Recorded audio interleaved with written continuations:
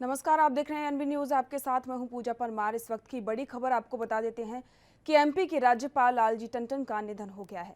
लखनऊ के मेदांता अस्पताल में उन्होंने अंतिम सांस ली। पीएम मोदी ने इस पर दुख जताया है। उन्होंने कहा है कि मेरी संवेदनाएं उनके परिवार के साथ हैं। प्रधानमंत्री नरेंद्र मोदी ने ये ट्वीट किया था। आपको बता दें कि एमपी और यूपी के सीएम ने भी इस पर दुख जताया है। 11 जून से अस्पताल में वो भर्ती थे। एक गंभीर बीमारी के चलते उन्हें अस्पताल में भर्ती करवाया गया था। उनकी हालत काफी गंभीर थी। लंबे समय से वो वेंटिलेटर पर थे। उनके बेटे और कैबिनेट मंत्री आशुतोष टंडन ने इसकी जानकारी दी। उन्होंने ट्वीट करके लिखा कि बाबूजी नहीं रहे। आपको बता दें कि एमपी से पहले बिहार के राज्यपाल की जिम्मेदारी भी निभा चुके हैं लालजी टंडन। इसी के साथ आपको एक बात ये भी बता देते हैं कि वाजपेयी जी के काफी करीबी थे और लखनऊ सीट से उन्होंने चुनाव भी लड़ा था। 2019 में रीता बहुगुणा जोशी को उन्होंने लखनऊ सीट से हराया था। आपको बता दें कि एमपी के राज्यपाल लालजी टंडन का निधन हो गया है।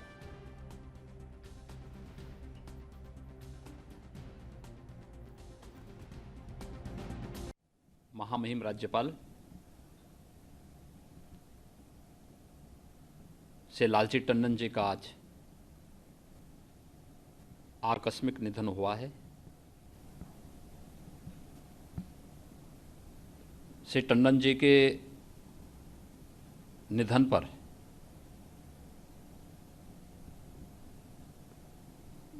मैं उनके प्रति विनम्र श्रद्धांजलि अर्पित करता हूं। शोक संतप्त परिजनों के प्रति अपनी गहरी संवेदना भी व्यक्त करता हूं।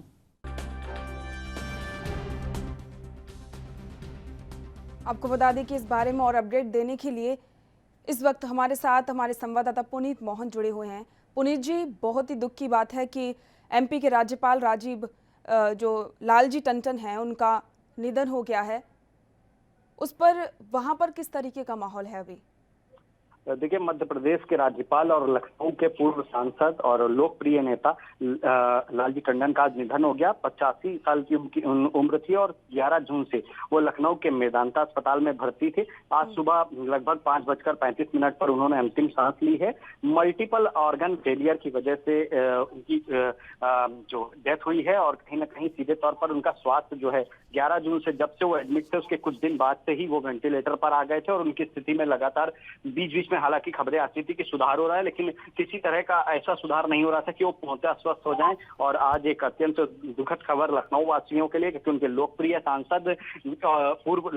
पूर्व सांसद और एमपी के राज्यपाल लालजी टंडन का निधन हो गया। उनका जो पार्थिव शरीर है वो उनके सरकारी आवास पर रखा जाएगा 12 बजे तक। उसके बाद जो चौक में उनका निजी आवास है वहां पर शाम 4 बजे तक रखा जाएगा और जो पुराने लखनऊ का गुल्लाला घाट है वहां 4 बजे सीधे तौर पर अंतिम संस्कार किया जाएगा। जो उनके पुत्र हैं, कैबिनेट मिनिस्टर हैं उत्तर प्रदेश सरकार के आशुतोष टंडन, उन्होंने लोगों से अपील करी है कि ज्यादा भीड़ ना लगाएं, घर पर ही रहकर बाबूजी को श्रद्धांजलि दें। और सीधे तौर पर क्योंकि वो इतने लोकप्रिय नेता थे, भारी भीड़ उमड़ने की पूरी संभावना है। ऐसे में प्रशासन भी सीधे तौर पर कहीं ना कहीं पूरी तैयारियां कर रहा है। और जो परिजन है लालजी टंडन के, आशुतोष टंडन, उनके पुत्र अमित टंडन, वो लगातार लोगों से अपील कर रहे हैं कि आप घरों से ही उनको श्रद्धांजलि दीजिए और सरकार के जो भी गाइडलाइंस को फॉलो करते हुए आज उनका अंतिम संस्कार किया जाएगा। जी पुनीत जी, आपका बहुत बहुत धन्यवाद इस जानकारी के लिए। आपको बता दें कि राज्यपाल लालजी टंडन का निधन हो गया है, जिस पर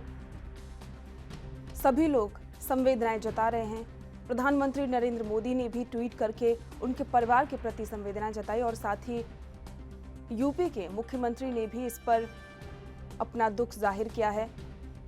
जैसा कि पुनीत मोहन ने बताया कि आज उनका अंतिम संस्कार किया जाएगा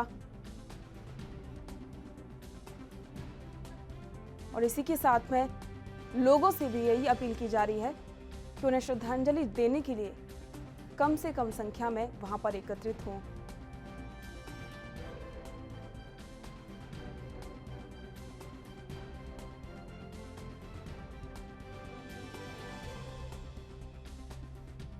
आपको बता दें कि एमपी के राज्यपाल लालजी टंडन लंबे समय से बीमारी से ग्रसित थे, जिसकी वजह से उन्हें अस्पताल में भर्ती करवाया गया था और वो काफी दिनों से वेंटिलेटर पर थे। लखनऊ के वेदांता अस्पताल में उन्होंने अंतिम सांस ली, जिस पर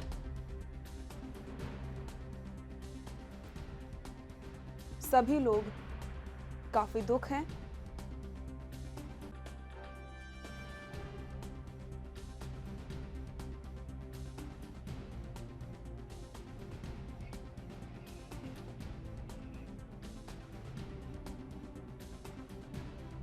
आपको बता दें कि मध्य प्रदेश के राज्यपाल लालजी टंडन का निधन हो गया है। इसको लेकर लगातार उनके परिवार के प्रति संवेदनाएं हर कोई जता रहा है, क्योंकि ये सभी के लिए बहुत ही दुख की बात है, क्योंकि लालजी टंडन एक बहुत ही कद्दावर नेता भी थे और इसी के साथ मध्य प्रदेश में राज्यपाल की सेवा देने से पहले वो बिहार के राज्यपाल भी रह चुके हैं। इसी के साथ एक बात ये भी है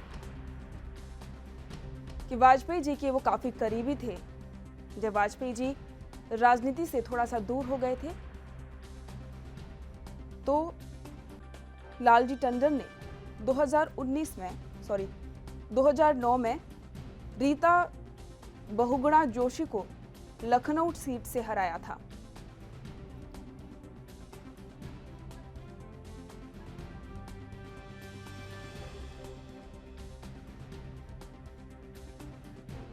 लालजी टंडन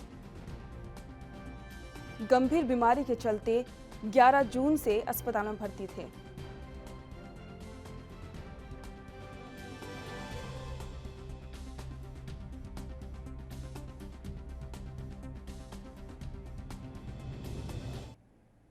इसी के साथ राजस्थान में सियासी संग्राम अभी भी जारी है। गहलोत पायलट में आर पार की जंग छिड़ गई है। आज फिर से हाईकोर्ट में इसकी सुनवाई होगी। पायलट समेत 18 विधायकों की अर्जी पर यह सुनवाई होगी। स्पीकर के नोटिस के खिलाफ ये याचिका है। आपको बता दें कि राजस्थान में लगातार अभी भी सियासी घमासान थमने का नाम नहीं ले रहा है। कल सुनवाई हुई थी लेकिन उसका कोई नतीजा नहीं निकला, जिसके बाद में आज एक बार फिर से पायलट समेत 18 विधायकों की अर्जी पर सुनवाई होगी। ये याचिका स्पीकर के नोटिस के खिलाफ है। अब ये लड़ाई गहलोत और पायलट के बीच आर पार की लड़ाई बनती जा रही है। आज फैसला हो सकता है। जो लंबे समय से जो अटकलें चली आ रही थी उस पर, क्योंकि आज हाईकोर्ट में सुनवाई होगी। कल सुनवाई हुई थी लेकिन उसका कोई नतीजा नहीं निकला, जिसके बाद आज के लिए वो सुनवाई रखी गई है। एक बार फिर से आज पायलट समेत 18 विधायकों की अर्जी पर सुनवाई होगी, जिसमें फैसला होगा, जो कि स्पीकर के नोटिस के खिलाफ ये याचिका दायर की गई थी, जिस पर आज एक बार फिर से सुनवाई होगी।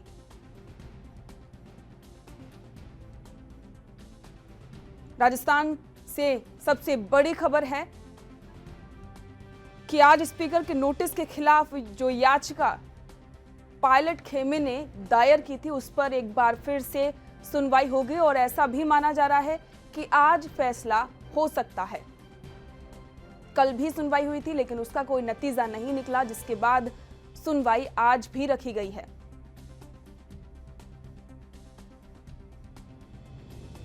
सुनवाई में देरी का कारण यह भी है कि ऐसा भी बताया जा रहा है कि जो विधायकों ने जो कारण बताए हैं वो सभी के अलग अलग हैं, जिसको लेकर लगातार अभी भी गहमा गहमी बनी हुई है और इसमें देरी हो रही है। स्पीकर ने पायलट समेत 18 विधायकों को नोटिस जारी किया था, जिस पर पायलट खेमे ने हाईकोर्ट में याचिका दायर की थी और इसी पर आज सुनवाई है। कल सभी ने अपने अपने बयान दर्ज किए थे लेकिन उसका कोई नतीजा नहीं निकला, जिसके बाद सुनवाई आज रखी गई है और आज हो सकता है कि आज ये फैसला हो जाए। लेकिन आज का फैसला काफी अहम भी माना जा रहा है, क्योंकि इससे राजस्थान की सियासत पर काफी असर पड़ने वाला है।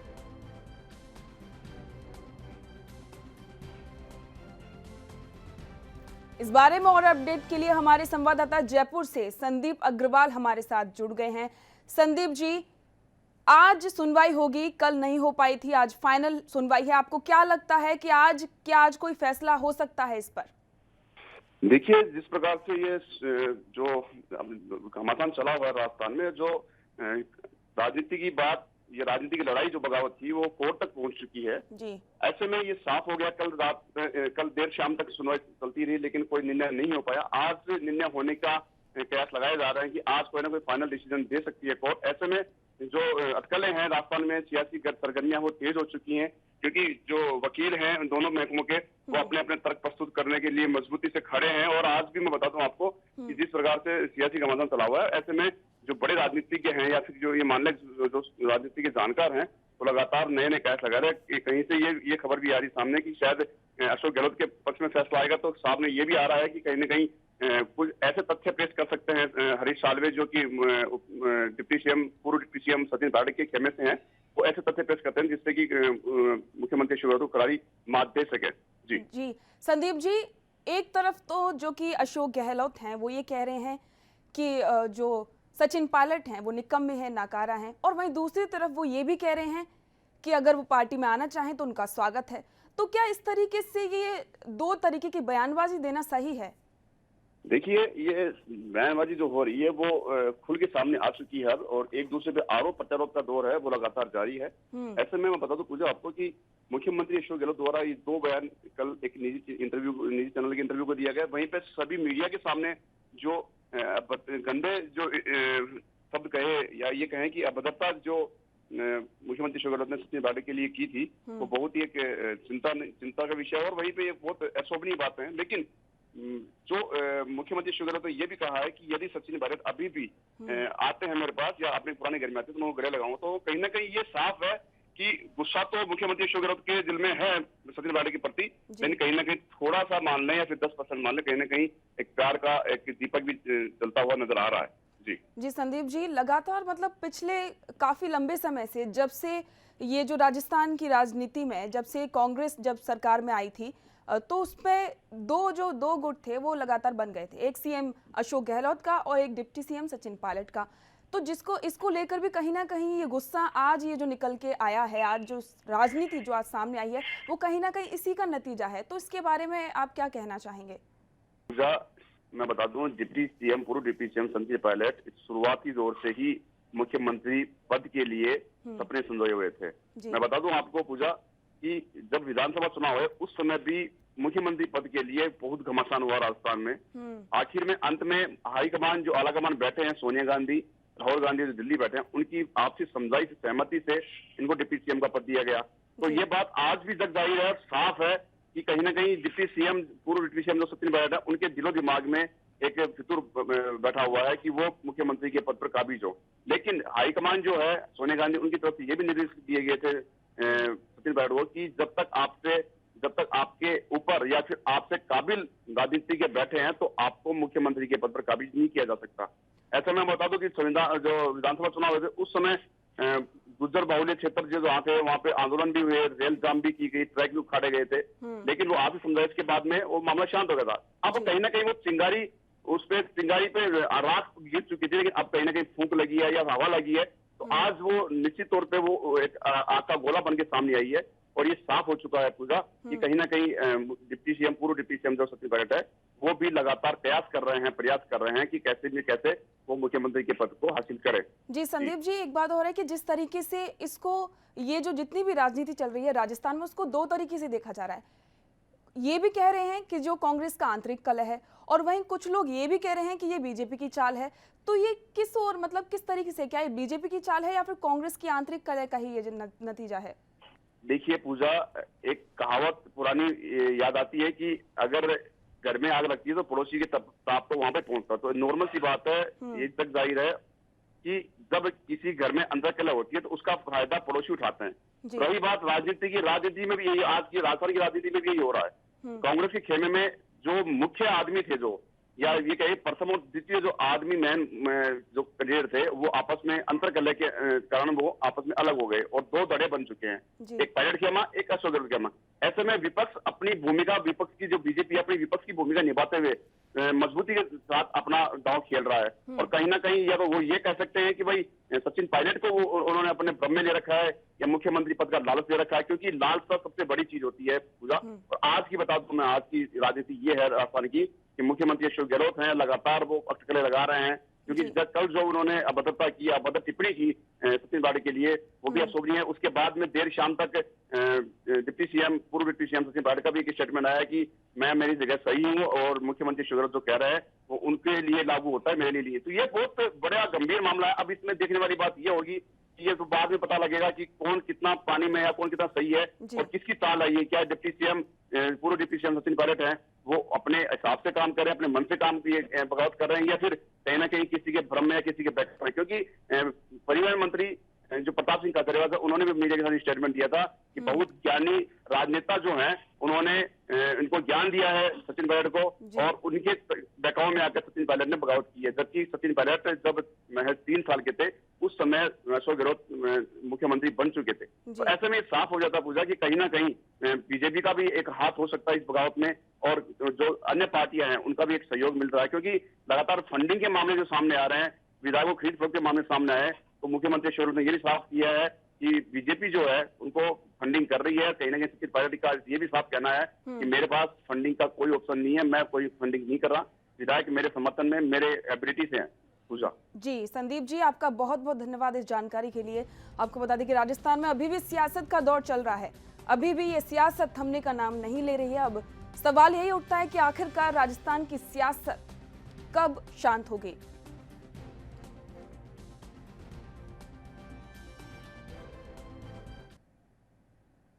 एक तरफ राजस्थान की सियासत चल रही है तो वहीं राहुल गांधी भी लगातार पीएम मोदी पर निशाना साध रहे हैं। उन्होंने कोरोना काल की उपलब्धियां गिनाई। फरवरी में नमस्ते ट्रंप, मार्च एमपी में सरकार गिराई, जून बिहार में वर्चुअल रैली, जुलाई राजस्थान सरकार गिराने की कोशिश। देश कोरोना की लड़ाई में आत्मनिर्भर है, ये राहुल ने ये सारी बात कही है। राहुल गांधी ने साफ तौर पर प्रधानमंत्री नरेंद्र मोदी पर निशाना साधा है। उन्होंने केंद्र सरकार पर कई आरोप लगाए हैं। उन्होंने कई सारी जो केंद्र सरकार की कोरोना काल की जो उपलब्धियां हैं एक तंज कसते हुए गिनाई हैं। उन्होंने कहा है कि मार्च में एमपी में उन्होंने सरकार गिराई, जून में बिहार में वर्चुअल रैली की, जुलाई में राजस्थान सरकार को गिराने की कोशिश की गई। इसके बाद जो देश है वो कोरोना की लड़ाई में आत्मनिर्भर है, ये राहुल गांधी ने बीजेपी पर तंज कसते हुए ये बात कही है। राहुल गांधी ने प्रधानमंत्री नरेंद्र मोदी पर तंज कसते हुए सरकार की उपलब्धियां गिनाई हैं। पिछले काफी टाइम से राहुल गांधी काफी सक्रिय हैं राजनीति में। वो लगातार केंद्र सरकार और प्रधानमंत्री नरेंद्र मोदी पर निशाना साधते रहते हैं। दिल्ली से राजीव तिवारी हमारे संवाददाता और अपडेट के लिए जुड़ गए हैं। राजीव जी, राहुल गांधी लगातार जो कि केंद्र सरकार है उस पर निशाना साधते रहते हैं, ये राहुल गांधी की किस तरीके की तैयारी कर रहे हैं?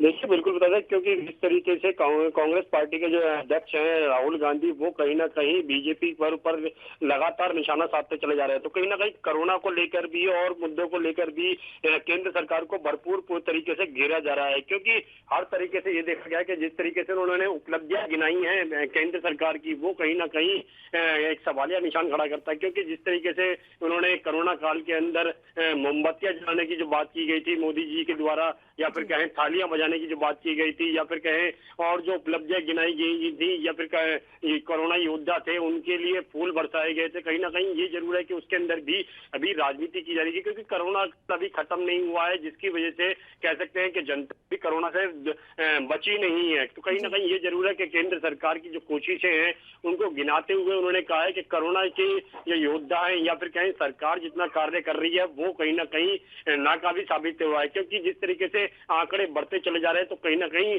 पूरे भारत के लिए चिंता का विषय बना हुआ है। जी राजीव जी, एक बात और है कि जिस तरीके से राहुल गांधी पिछले काफी टाइम से लगातार वीडियो जारी कर रहे हैं, कभी ट्वीट कर रहे हैं, और उनका एक ही निशाना होता है प्रधानमंत्री नरेंद्र मोदी। कभी वो बात करते हैं देश में कोरोना की, तो कभी बात करते हैं बाकी देशों से रिश्तों की। तो अभी हाल ही में उन्होंने एक वीडियो भी जारी किया था जिसमें उन्होंने प्रधानमंत्री नरेंद्र मोदी पर निशाना साधा था भारत और चीन के मुद्दे को लेकर। तो इस पर क्या कहना चाहेंगे आप? देखिए, बिल्कुल बता दें, जिस तरीके से लगातार राहुल गांधी ट्वीट के माध्यम से या वीडियो कॉन्फ्रेंसिंग के माध्यम से या फिर वीडियो वायरल करके उन्होंने कई बार स्पष्ट किया है कि केंद्र सरकार जो है वो कहीं ना कहीं विफल साबित हुई है, क्योंकि अगर कांग्रेस होती तो इस तरीके से जो चीन ने जो अटैक किया था भारत के सीमा पर, तो कहीं ना कहीं वो अटैक नहीं हो पाता। जो 20 जवान शहीद हुए थे भारत के, वो नहीं हो पाते। तो कहीं ना कहीं ये जरूर है कि बीजेपी सरकार की बात करें या फिर कहें नरेंद्र मोदी जी की, वो कहीं ना कहीं उनको विफल साबित करने की कोशिश कर रहे हैं। तो कहीं ना कहीं ये जरूर है, हर तरीके से राजनीति जरूर की जाती है कि लगातार राहुल गांधी ट्वीट के माध्यम से या फिर और तरीके से हमेशा केंद्र सरकार को घेरने की कोशिश करते हैं और उनकी जो उपलब्धियां हैं उनको कहीं ना कहीं नेगेटिव पॉइंट से गिनते हैं। तो कहीं ना कहीं ये जरूर है कि चीन के जो मुद्दे पर जिन्होंने कह सकते हैं भारत के जो विवाद जो चल रहा था तो उसको लेकर भी काफी टिप्पणियां की गई है उनकी तरफ से। तो कहीं ना कहीं ये जरूर है कि केंद्र सरकार को पलट जवाब देना चाहिए और केंद्र सरकार कोशिश भी कर रही है कि हर तरीके से जो 20 जवान शहीद हुए थे या फिर चीन को लेकर या फिर कोरोना को लेकर, तो कहीं ना कहीं हर तरीके से केंद्र सरकार जवाब तो देती है, मगर कहीं ना कहीं राहुल गांधी उसको समझना नहीं चाहते हैं या फिर कहें सिर्फ राजनीति पहलू से ही देखते हैं उनको। जी राजीव जी, लेकिन जो कांग्रेस के जो नेता हैं वो कह रहे हैं कि मीडिया भी राहुल गांधी का साथ नहीं दे रही है, तो इस पर क्या बात कहना चाहेंगे आप? देखिए, बिल्कुल बता दें, जिस तरीके से राहुल गांधी की बात करें तो राहुल गांधी केंद्र कह सकते हैं कि कांग्रेस पार्टी के लिए काफी उपलब्धि रखते हैं। तो मगर कहीं ना कहीं ये जरूर है कि केंद्र सरकार कहीं ना कहीं राहुल गांधी को वो एक कह सकते हैं एक रुतबा नहीं देते हैं जिसकी तरह से वो केंद्र सरकार उसको हमेशा विफल मानती है। तो राहुल गांधी जो है वो कहीं ना कहीं राजनीति करने की कोशिश करते हैं और कहीं ना कहीं वो उस सत्ता के अंदर आना चाहते हैं जो केंद्र सरकार के पास है, यानी कि जो भारत की बागडोर है वो अपने हाथ में लेना चाहते हैं। मगर कहीं ना कहीं जिस तरीके से राजनीति की जा रही है ये सिर्फ एक राजनीति है, ना कि ये कह के जी कोरोना काल से बचाया जा सकता है या फिर कहें जो केंद्र सरकार की जो मुहिम है या केंद्र सरकार जो कोशिशें कर रही है कोरोना से बचने के लिए या फिर कहें जो वैक्सीन बनाई जा रही है या फिर चीन का जो विवाद है, चीन को भी हमेशा यही जवाब दिया गया है कि भारत सरकार कमजोर नहीं है, भारत हर तरीके से जवाब देने के तैयार है। और अभी हमने कुछ दिन पहले ये भी देखा था कि राजनाथ जी भी बॉर्डर पर जाकर उन्होंने जवानों को हौसला बढ़ाया था और यहाँ तक कि जो हथियार थे उनका भी परीक्षण किया गया था। जी राजीव जी, जिस तरीके से राजस्थान में अभी सियासत चल रही है और अभी तक उसका कोई भी जो कि होना चाहिए वो अभी तक साफ स्थिति नहीं हुई है, तो आपको लगता है कि जो केंद्र में जो कि आलाकमान है वो भी क्या इस राजनीति में कोई कदम उठाएगा या नहीं उठा सकता? देखिए, बिल्कुल सही कहा आपने। एक चीज तो स्पष्ट है, जब बात करें कांग्रेस की पार्टियों की या फिर कहें राजस्थान जो मुद्दा बना हुआ है जो स्टेम, क्योंकि सचिन पायलट एक तरफ से उनको जो पद छीने गए थे या फिर क्या उनको पदों से हटाया गया था, वो कहीं ना कहीं सचिन पायलट के लिए काफी दिक्कतें दी, क्योंकि सचिन पायलट एक ऐसा नाम है जो राजस्थान सरकार को काफी हद तक कांग्रेस पार्टी को संभाल के रखा हुआ था। मगर जब इस तरीके से जब उनके बीच में फूट आती है तो कहीं ना कहीं ये जरूर है कि दिक्कतें जरूर होंगी कांग्रेस के लिए। मगर उसी पार्टी कह सकते हैं उसी मुद्दे को कांग्रेस बीजेपी ने भी अपने हाथों में लेने की कोशिश करी थी, मगर कहीं ना कहीं वो विफल रहे थे। मगर कहीं ना कहीं अब जब सचिन पायलट लगातार कांग्रेस से विरोध करता चला जा रहे हैं। और जी राजीव जी, आपका बहुत बहुत धन्यवाद इस जानकारी के लिए। आपको बता दें कि लगातार राजस्थान में सियासत जारी है और वहीं दूसरी ओर कांग्रेस के जो राहुल गांधी हैं वो भी बयानबाजी करते रहते हैं। असम में बारिश और बाढ़ का कहर जारी है। 40 लाख से ज्यादा लोग इससे प्रभावित हैं। अब तक 189 लोगों की मौत हो चुकी है।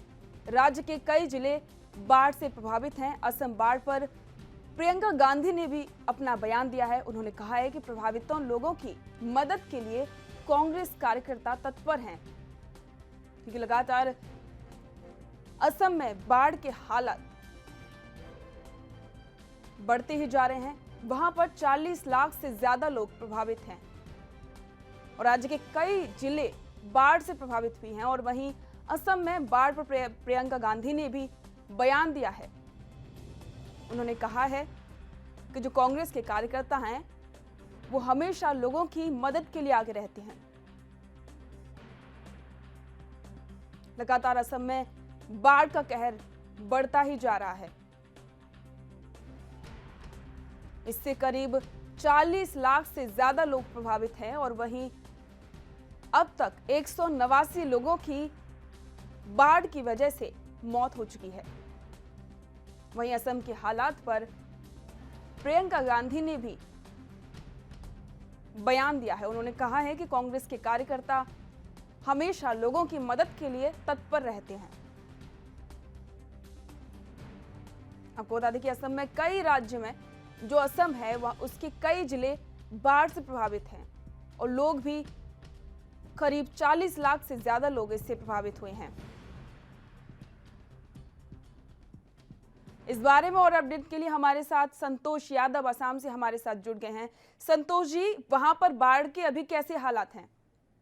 जी बिल्कुल, आपको बता दें कि असम समेत पूरे पूर्वोत्तर में बाढ़ का कहर जो है ढाया हुआ है। आपको बता दें कि लगभग 28 जिले ऐसे हैं जो बाढ़ से पूरी तरह से प्रभावित हो चुके हैं और मरने वालों की संख्या लगातार बढ़ती जा रही है। इसको देखते हुए सभी जिला प्रशासन को अलर्ट पे रखा गया है। असम सरकार की तरफ से लगातार कहा जा रहा है कि हर संभव मदद बाढ़ पीड़ितों के लिए दिया जाएगा और ऐसे हालात में लोग अपने अपने घरों से निकलकर रिलीफ कैंप में जो है गुजारा कर रहे हैं। कई लोग ऐसे भी हैं जिनको रिलीफ कैंप भी नसीब नहीं हो रहा है। लगातार हो रही बारिश से असम में बाढ़ ने पूरी तरह से तबाही मचाया हुआ है। जी संतोष जी, आपका बहुत बहुत धन्यवाद। आपको बता दें कि लगातार असम में बाढ़ के हालात खराब होते जा रहे हैं।